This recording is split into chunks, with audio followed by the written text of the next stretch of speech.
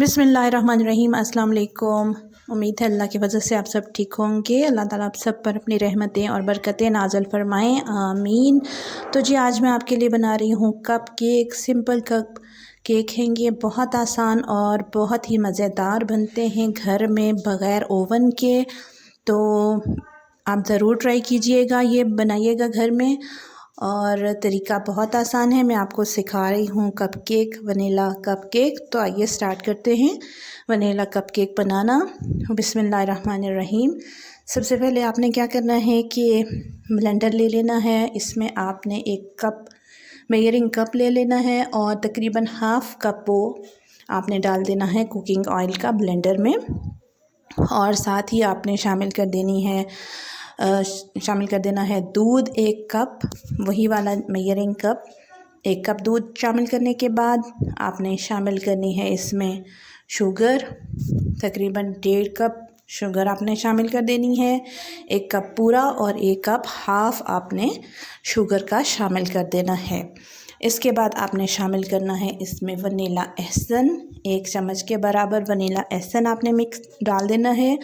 और ये तमाम चीज़ें डालने के बाद आपने बहुत अच्छा सा आपने ब्लेंड करना है। उससे पहले आपने 2 अंडे शामिल कर देने हैं इस बैटर में और बहुत अच्छी तरह से आपने 5 से 7 मिनट के लिए इस बैटर को ब्लेंड करना है।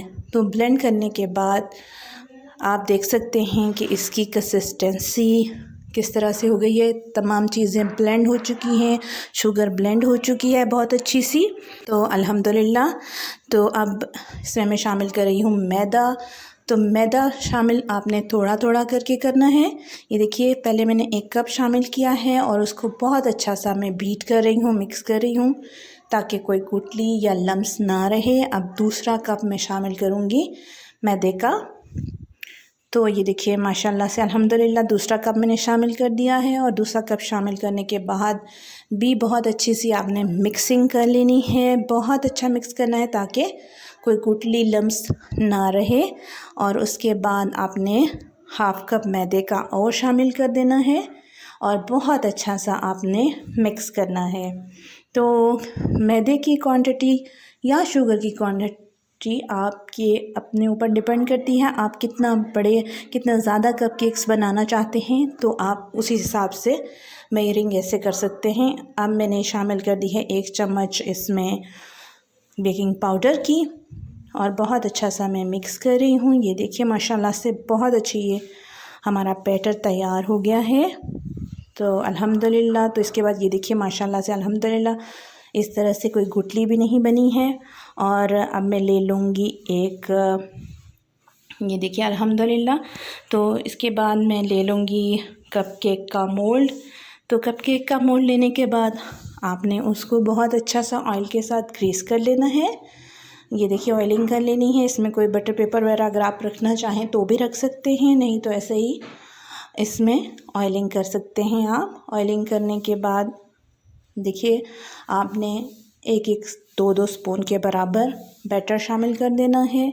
बहुत ज़्यादा बैटर आपने नहीं डालना क्योंकि कप केक जो हैं वो फूलेंगे और फूलने के बाद बाहर आ जाएंगे ये मोल्ड के कप से। तो इसलिए आपने थोड़ा थोड़ा सा डालना है ये बैटर ताकि मोल्ड से बाहर ना आए हमारा बैटर। इस तरीके से माशाल्लाह से अल्हम्दुलिल्लाह बहुत अच्छा सा हमारा बैटर है। बहुत अच्छी स्मेल आ रही है, इसकी खुशबू है। तो ये बैटर आपने डालने के बाद एक पैन को आपने गरम कर लेना है और उस पैन में आपने ये मोल्ड रख देना है कप्स केक वाला। और ऊपर से आपने ढक कर 15 मिनट के लिए रख देने हैं। कप केक तैयार हो जाएंगे तकरीबन 15 मिनट में। तो अल्हम्दुलिल्लाह 15 मिनट गुज़र चुके हैं। तो अब मैं चेक कर रही हूँ इनको, माशाल्लाह से अल्हम्दुलिल्लाह। ये देखिए माशाल्लाह कितनी खूबसूरत शक्ल है इनकी। ये देखिए किसी चीज़ के साथ आपने इनको चेक कर लेना है। ये पक चुके हैं माशाल्लाह से। यकीनन आज की रेसिपी आपको पसंद आई होगी, ज़रूर ट्राई कीजिएगा। और ये देखिए इनकी सॉफ्टनेस, इनके कितने अच्छे ये पक चुके हैं, तैयार हो चुके हैं। मुझे दीजिए इजाज़त, दुआओं में याद रखिएगा, खुश रहिएगा। अल्लाह हाफ़िज़।